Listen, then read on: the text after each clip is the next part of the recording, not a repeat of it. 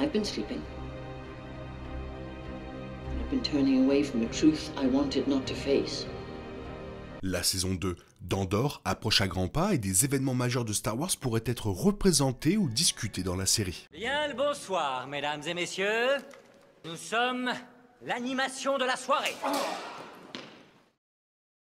La saison 2 d'Andor sort le 22 avril 2025 et comme l'une des deux seules séries Star Wars à venir confirmer, il y a beaucoup de choses à dire dessus. Les détails sur la saison 2 laissent de nombreuses questions passionnantes sur la table, bien que la structure unique de la série laisse tomber des indices majeurs et passionnants sur ce que cette deuxième et dernière saison d'Andor pourrait nous réserver. La chronologie de la saison 2 commencera un an après la saison 1 et sera composée de 4 blocs d'arcs. Chaque bloc représentera une période de quelques jours seulement, et il y aura un an entre chaque bloc, menant aux événements de Rogue One. Cela signifie que la saison 2 se déroulera en même temps que Star Wars Rebels, ce qui en révèle beaucoup sur ce qui pourrait attendre Cassian Andor, Mon Mothma et de nombreux autres personnages de la saison 1.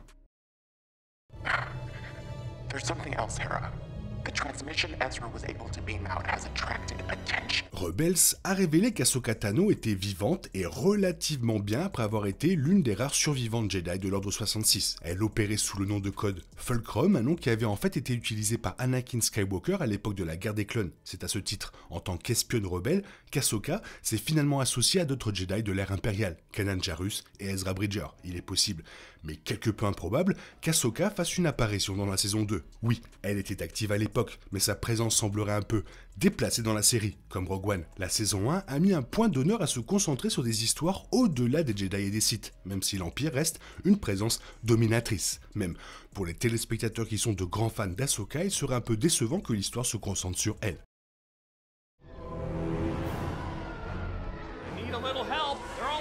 Toujours dans Rebels, l'équipage du Ghost a pris position contre l'Empire sur Lothal. Lothal était la planète natale d'Ezra et avait longtemps été dominée par l'Empire. En environ 4 BBY, l'équipage des rebelles avait commencé à défier ouvertement l'Empire et de nombreuses cellules rebelles sur d'autres planètes les rejoignirent. Cela devint une menace si importante pour l'Empire que Dark Vador participa à la recherche des rebelles. Il est possible que l'activité rebelle sur Lothal apparaisse dans la saison 2, bien qu'il soit peu probable que les personnages rebelles apparaissent. Il serait logique qu'une telle menace soit référencée dans la saison 2. Cela pourrait même signifier la rébellion sur la planète étant discutée parmi les impériaux plutôt que représentée à l'écran. Mais il est facile d'imaginer ce moment majeur de Rebels jouant une sorte de rôle dans la saison 2 d'Andor. Perhaps that is the problem. Bien que Dark Vador soit un méchant évident dans Rebels et qu'il ait même un rôle essentiel dans la série, le grand amiral Thrawn a fini par se sentir comme l'un des méchants les plus importants des 4 saisons de Rebels. Cependant, il n'était pas le grand amiral Thrawn au tout début de la série. Au contraire, Thrawn a été promu grand amiral après l'insurrection de Baton vers 2 BBY. Il n'est pas clair et difficile de prédire si la saison 2 intégrera Thrawn d'une manière ou d'une autre, mais il serait logique que Star Wars fasse cette démarche. Thrawn était essentiel dans Rebels, et le voir dans son rôle de leader dans la saison 2 serait logique. Thrawn est déjà apparu en live action dans Ahsoka, ce ne serait donc pas non plus un problème. La preuve la plus convaincante que la saison 2 pourrait présenter Thrawn est peut-être que cela profiterait à Star Wars qui vient de faire de Thrawn un personnage clé une fois de plus avec Ahsoka.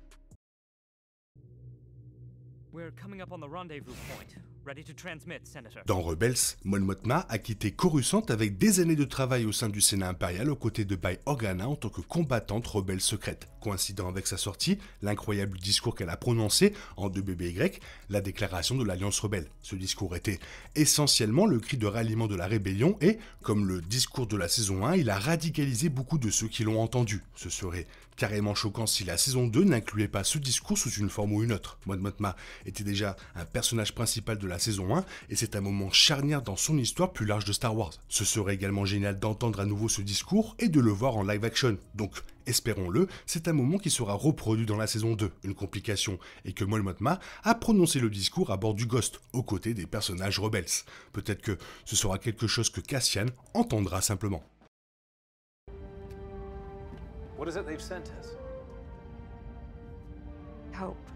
La princesse Leia est finalement devenue l'une des combattantes rebelles les plus importantes de toutes, mais elle n'a pas grandi en sachant que ses parents étaient profondément enracinés dans la rébellion. En fait, ce n'est qu'à l'âge de 16 ans que Leia découvre l'activité rebelle de ses parents et les rejoint. Elle avait été très impliquée dans les tendances politiques et le travail humanitaire de ses parents, mais cela représentait tout de même un changement majeur pour elle. Il est très peu probable que la révélation de Leia soit montrée dans la saison 2 pour diverses raisons. D'une part, Star Wars a hésité à recaster Leia après le décès tragique de Carrie Fisher, optant pour la technologie dans Rogue One. D'autre part, tout comme avec Ahsoka, une apparition de Leia Organa serait tout simplement trop distrayante. La saison 1 a également confirmé l'hésitation de la série à révéler des caméos majeurs et vraisemblablement, la saison 2 fera de même.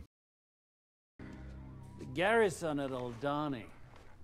Was that you? Saw Gerrera est devenu l'un des personnages Star Wars les plus vus tout au long de la chronologie de Star Wars, après des apparitions dans The Clone Wars, Rogue One et même Andor saison 1, entre autres. Ce qui n'a pas encore été décrit, c'est le début de l'insurrection de Gerrera contre Jedha. Dans Rogue One, Gerrera est stationné sur Jedha, et il est clairement là depuis un certain temps, repoussant l'Empire. Il serait tout à fait logique que la saison 2 en révèle davantage sur le temps passé par Saw Gerrera sur Jedha. Gerrera a déjà été un personnage majeur dans Andor et une grande partie de Rogue One repose sur l'implication de celui-ci auprès des rebelles, du moins plutôt dans le film. Cette connexion préparerait parfaitement le terrain pour les événements de Rogue One, ce qui est au moins en partie ce que la saison 2 est censée faire. I can't do that. L'un des événements les plus marquants de Rebels, c'est la disparition du grand amiral Thrawn et d'Ezra Bridger, qui a eu lieu lors du final de Rebels. À l'époque, on ne savait pas ce qui était arrivé à Thrawn et Ezra, ou s'ils seraient un jour revus. Depuis lors, Ahsoka a révélé que les deux personnages se sont finalement retrouvés sur Peridea, en dehors de la galaxie principale Star Wars. Bien qu'il soit possible que Thrawn soit impliqué d'une manière ou d'une autre dans la saison 2, il serait étrange que sa disparition soit celle présentée dans la série. Non seulement cet événement a déjà été décrit de manière adéquate, mais ce n'est tout simplement pas sur cela que la saison 2 va se concentrer. Cela joue un rôle, bien sûr, mais dans une saison qui a des années entières à couvrir, il est très peu probable que ce soit dans la saison 2. We must scatter the fleet. We have no recourse but to surrender.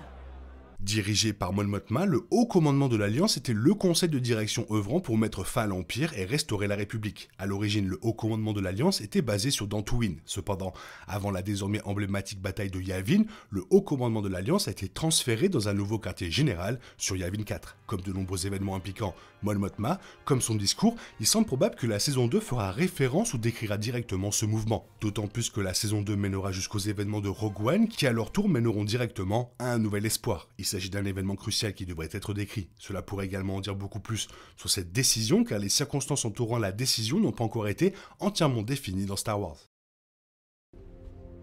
Most unfortunate about the security breach on Jeddah, Director Krennic. Le massacre Gorman a été un événement absolument dévastateur mais n'a pas encore été décrit dans aucun des films et émissions de télévision Star Wars. Cette tragédie a été mentionnée dans Rebels, ce qui est logique étant donné qu'elle s'est produite en 2 BBY. Dans Legends, le massacre a été dirigé par Tarkin et le canon de Star Wars correspondra probablement également à cette histoire. Dans les deux cas, le massacre Gorman était un horrible massacre de citoyens qui protestaient pacifiquement contre l'Empire. Il semble fort probable que la saison 2 décrira ou à tout le moins mentionnera cet événement. Alors que Cassian Andor s'enfonce de plus en plus dans la rébellion, c'est exactement le genre d'événement qui serait sur son radar et ne ferait qu'intensifier son désir d'anéantir l'Empire. Étant donné que cela n'a jamais été évoqué dans Star Wars, ce serait le moment idéal pour que cela soit enfin montré à l'écran et rappeler à tout le monde à quel point l'Empire est maléfique. Lock as foils in attack position. Tout comme la résistance de l'équipage Rebels contre l'Empire sur Lothal, Rebels a représenté le siège de Lothal qui a également provoqué certains des moments les plus significatifs de tout Rebels. C'est au cours de cet arc qu'Ahsoka Tano, Ezra Bridger et Kanan Jarrus se sont retrouvés face à face avec Dark Vador. C'est devenu un moment d'une importance cruciale dans Rebels pour l'équipage du Ghost et Ahsoka en particulier. Mais cela a également eu des implications plus importantes pour la rébellion. Encore une fois, il semble probable que cet événement obtiendra une sorte de reconnaissance dans la saison 2, en supposant que la série se concentre sur les différentes poches d'activités rebelles qui se produisent au cours de ces années. Si cet événement était présenté dans la saison 2, ce serait probablement très différent. La saison 2 serait sans aucun doute beaucoup plus axée sur les problèmes de terrain et ne mettrait pas en vedette Ahsoka, Vador, Ezra et Kanan. Is there a more important issue facing this body right now than imperial overreach? La princesse Leia est devenue sénatrice impériale à seulement 18 ans, ce qui en fait la plus jeune sénatrice du canon. Bien sûr, tout comme son père Bail Organa, Leia était sénatrice impériale tout en aidant réellement la rébellion. Cela finirait par la conduire directement entre les mains de l'Empire dans un nouvel espoir, mais sa très jeune entrée au Sénat impérial était tout de même significative. Pour de nombreuses raisons déjà mentionnées, il est peu probable que le rôle de Leia au Sénat impérial soit représenté à l'écran, car ce serait une apparition massive et trop distrayante. Cependant, à l'instar de ce qui avait été fait avec Leia dans Ahsoka, le nouveau rôle de Leia en tant que sénatrice impériale pourrait être mentionné dans la saison 2. Cela aurait particulièrement du sens s'il venait de Mon Mothma, car elle est devenue la mentor de Leia au fil des ans.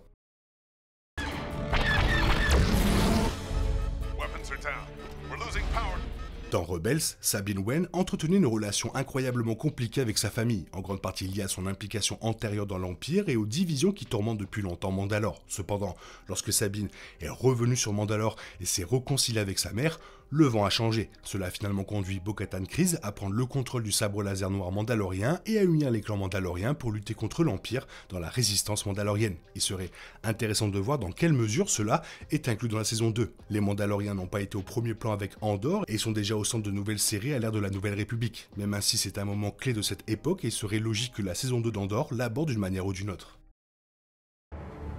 Commander, the rebels must not reach the planet's surface. L'hégémonie Krisk était une espèce des régions inconnues qui était en partie considérée comme mythique, bien qu'elle ait fini par constituer un réel problème pour l'Empire. En fait, c'était une menace si importante que Dark Vador et le Grand Amiral Thrawn durent travailler côte à côte pour écraser les attaques que les Krisk montaient contre l'Empire. En fin de compte, cela a conduit l'empereur Palpatine à ce que Thrawn trahisse son propre peuple. L'hégémonie Krisk pourrait jouer un certain rôle dans la saison 2, bien que cela puisse dépendre de la mesure dans laquelle Thrawn est impliqué dans la série. Si Thrawn n'est pas au centre de l'attention, cette histoire pourrait ne pas figurer dans la saison, car il s'agit d'un événement directement lié à son personnage. Bien que cela ne fasse peut-être pas partie des événements décrits dans la saison 2, bon nombre de ces événements majeurs de Star Wars pourraient apparaître à l'écran dans quelques mois seulement. La saison 2 d'Andor, c'est clairement le moment charnière de l'histoire. C'est un moment hyper important, il y a tellement de choses qui se passent. Toi, qu'est-ce que tu en penses? Si tu as quelque chose à rajouter, n'hésite pas à le faire dans la zone commentaire. Sinon, il est temps pour toi de reprendre le cours normal de ta vie. On se retrouve bientôt pour une nouvelle vidéo. Bisous, bisous, bye bye, que la force soit avec toi. Il est impossible de compter sur les autres de nos jours. On est obligé de tout faire soi-même. Je me trompe? Rien de grave, j'avais tout prévu. Où va le monde, je vous le demande.